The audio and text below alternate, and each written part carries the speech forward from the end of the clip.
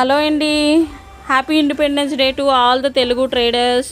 So ఈ మనం Nifty levels చూద్దాము. అప్కమింగ్లో మనకి 24,500, 24,100 అన్నది సపోర్ట్ రెసిస్టెన్స్ అన్నది. ఎందుకంటే మనకి మ్యాక్సిమం 200కి 400కి ఈఎంఐ రేంజ్, అది 200, 400 డైలీ ఈఎంఐ అండి. ఇది డైలీ చార్ట్, మండే లెవెల్స్ అవి.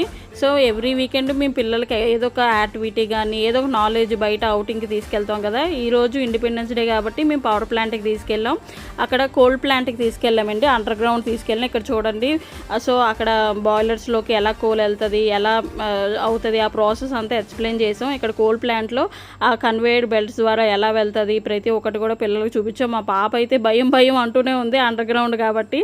కాకపోతే మనం పేరెంట్స్గా వాళ్ళకి ప్రతిదీ నేర్పించాలి. లక్కీగా మా బీటెక్ డేస్లో ఈ ఇండస్ట్రీ ఎక్స్పోజర్ అంతా దొరికింది. అప్పుడు అక్కడ మేము బీటెక్లో వెళ్ళాం, కానీ మా పిల్లలకి చిన్నప్పుడే పవర్ ప్లాంట్స్ ఇట్లా బాయిలర్ ఇలా ఉంటుంది, కూలింగ్ టవర్ ఇలా ఉంటుంది, నెక్స్ట్ కన్వేయర్లో బెల్ట్లో ఇలా కోల్ వెళ్తుంది, ప్రతి ఒక్కటి కూడా మేము ఎక్స్ప్లెయిన్ చేస్తున్నాం.